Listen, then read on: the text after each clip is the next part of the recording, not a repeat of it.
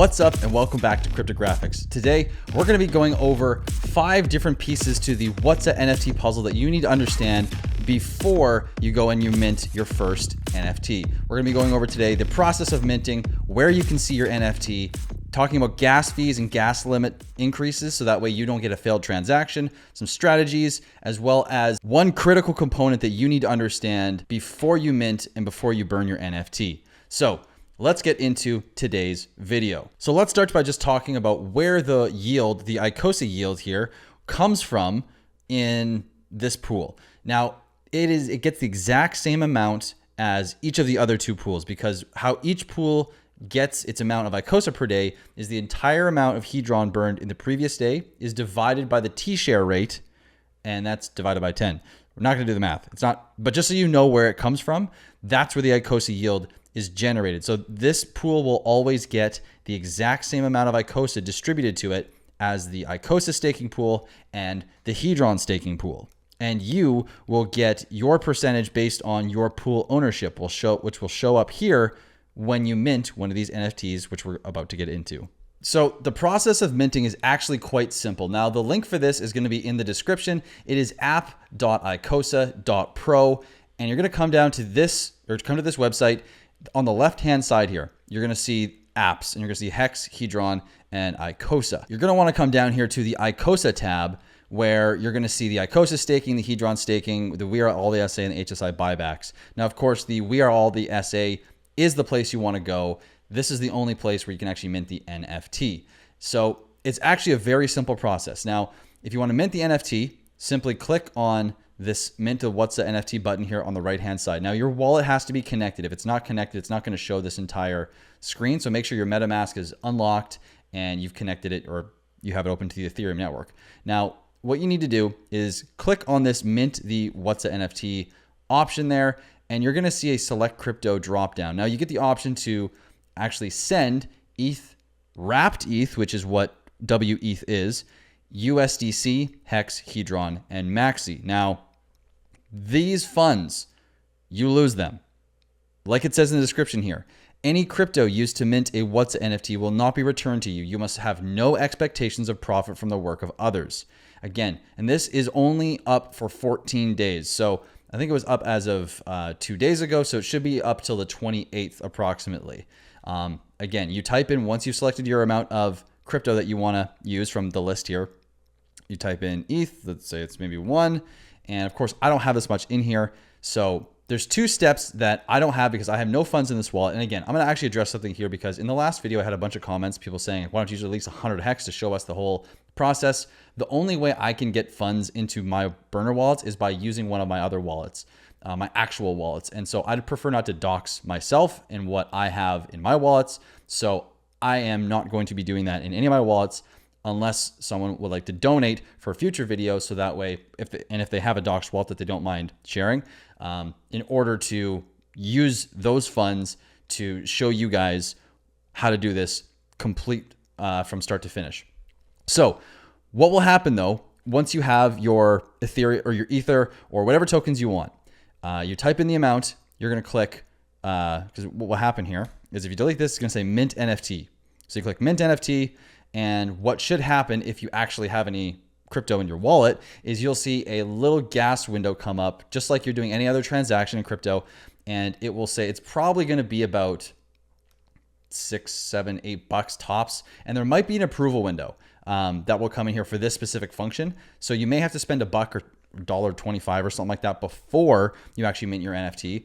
But once you do that, then you can select the crypto you want, and you can click 1, delete, and then click Mint NFT, and then the gas window will pop up.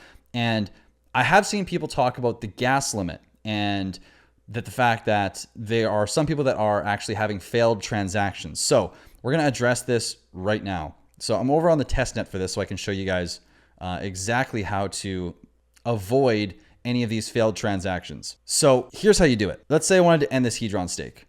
I'm going to do end Hedron stake, and the gas window is going to pop up. Now, of course, I'm going to have to pay a gas fee for this. On the Ethereum side, what you would do is, now all this is going to be the exact same. I'm on the Pulse Chain testnet, but all of these, what we're doing here is directly relatable and applicable over to the Ethereum side as well. So when you get your gas window up, you click this little button here. You're going to see this window where it shows you the amount of gas fees you're going to get or you have to pay and the total. And then you're going to see above and to the right over here, if my thing will go big, right there, edit. You're going to click edit. Now, advanced options. See this number here? It's about 228,855. What I've been doing is I've been rounding up, and many, including Alex, the founder, has said to raise the gas limit a little bit higher. So what I've been doing is if it's, so let's say 200 and something thousand, I just round it up to 300,000. And for whatever reason, if that doesn't work, change this number to the next 100,000 gas limit higher. Now you are going to pay higher fees, but you're going to guarantee that your transaction is going to go through instead of getting it failed and still paying a little bit to the miners. So that is the big thing you want to make sure you're doing here, is to make sure that you are not getting failed transactions and you're actually getting them through so you're not wasting your money. Now, let's go back to the network. I'm going to switch over to the Ethereum network. Now that we're back in the protocol here, what you'd probably notice is if you've minted an NFT, you're going to see that you have your token ID, so the token number, which number token you actually minted within the 8,813 We Are the Source address NFTs. It'll tell you what day it was minted on, your total stake points, which is your percentage or your stake points of the total points in the entire pool. And it'll tell you what your yield is going to be after every day at 5 p.m. UTC. And there's a little button here that says actions where you can actually transfer this NFT, and you can also burn it, or it says redeem your mintable, or redeem for Icosa. And we're going to get into that a little bit later. But for now, what you'll notice is that if you go to your MetaMask after you've minted this, you won't actually see your NFT in here. So there's two places that you can actually go to find this NFT and take a look at it. So the first place is actually going to be OpenSea, which is an NFT marketplace where people can list and bid on different NFTs. So I'm going to type in WAATSA, and the We Are All the SA should come up. And then I'm clicking on one here, but what we want to do is click this, the We Are All the SA. So that's what you're going to want to search if you want to search in this direct bar to find all of these NFTs. So now what you'd be able to do is you'd be able to go to your profile or your wallet, and if it was connected, then you could basically come in here and take a look at your personal NFT. Now I don't have any, this is a burner wallet again, so I'm just going to connect. Now let's go to my profile. And here it would show if you had your, if you had this NFT or you minted one, you'd see it in here. Now, this is one of two ways. This is the way you're going to visually see it. If we go back, what you'll notice is these are all placeholder images. And I don't know when or how these are going to be updated or what is all going to happen as far as the images are concerned. But right now, this is just a placeholder. So don't worry, this is not what the actual NFT looks like. But the other place you can go to see it in your wallet, you won't be able to see the image, but if you go to Etherscan, let's go to Etherscan. It's not .com, it's .io, but that's fine. Then what we could do is we could go to our wallet, open up the MetaMask, and click on our account here, and it'll copy the address to the clipboard. We could then go paste it into here. And of course, you can see there's nothing in my wallet. But then what we'll be able to see is there is a little drop-down menu that happens right here. And if you click that, it will actually show you that your We Are All the Source address NFT pops up and that you have it in your wallet. So this is the second place you can see to make sure that it is in fact in your wallet. However, if you want to transfer this to a different wallet, it will be under the actions bar that will be right here. And you need to click that and so you can transfer it to another wallet. Okay, so let's talk strategies now. So real quick, there's a few things you want to consider before minting the NFT. You know, are you going to do one and then just hold it for as long as you can and then someday maybe just burn it and take all the yield? Are you going to do two? Are you going to do three? You got to ask yourself kind of ahead of time what you plan on doing, because if you're doing just one, by the time this 14-day mint is done, well, you have one chance to get out, or you have one chance in, and you can only get your yield when you pull everything out. So a strategy that I talked about in another video, I'm only going to briefly touch on here, is creating a ladder. You don't need to do 14 days of WAATSA. You don't need to mint an NFT every single day for 14 days. You can do simply 3 or 4 or 2, but just not having one. And this latter idea is essentially to create one of these and have it so that way you in the future are going to burn it on a regular basis. So you'll burn one maybe every year, every 2 years, every 3 years, however you want to play that. But at least gives you time to allow yield to build up, and also so that way you don't have all of your yield coming out and then you're just out of the pool forever.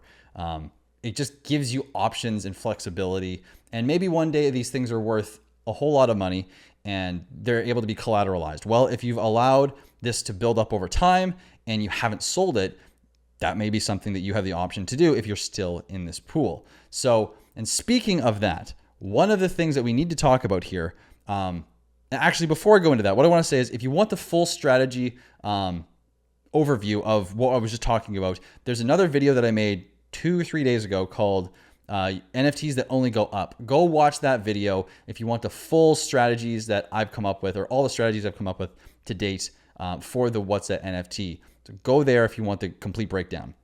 But one thing I do want to stress, and this is now we're at the end of the video, this is the last thing I want to say, is that if you mint one of these NFTs, if you burn the NFT, you burn your principal too, because your NFT or your position, the NFT is your principal, but it's also the ticket to holding your share of that pool.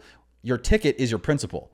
You only get the yield that your ticket has generated. You don't get your principal back. The principal's gone forever. So you only want to pull out or burn your NFT and pull out your yield when you've gotten to a point where you're happy with your return on investment. Okay? Because if you're taking $100, or let's say at this point, a little more than 50, like 54, 55 Icosa, and you put $100 in and you got 40, 50 Icosa, and you're like, yeah, perfect, I'm gonna cash out. Well, you broke even. You didn't make money, you broke even. So it's really important to consider that when you're in this pool, the yield is worth more than what you put in. Needing to stress that. The yield is worth more than what you put in, because you are burning your principal when you mint an NFT, essentially. You're giving that up. So it needs to accumulate for long enough where it pays that off. So I hope you guys have enjoyed this video. Make sure you smash that like and subscribe button. It helps me get more eyes on this content. If you'd like to support the channel, or if you'd like to talk to me one-on-one specifically about Icosa, Hedron, WAATSA, this whole new staking platform, you can go to cryptographics.com. You can book a one-on-one call with me where we can go over everything there. You can also join YouTube memberships. You can buy some merch, or you can donate in the link below. You can shoot me direct questions also at cryptographics.com. And guys, there are scammers in the comments. If it doesn't have my highlighted cryptographics name bar, it's not me. I'm never going to ask you to go to WhatsApp or anywhere else other than cryptographics.com to ask me questions, or I'll answer your questions in the comments. So thank you so much for watching the video. I'll catch you guys very soon in the next one. Peace.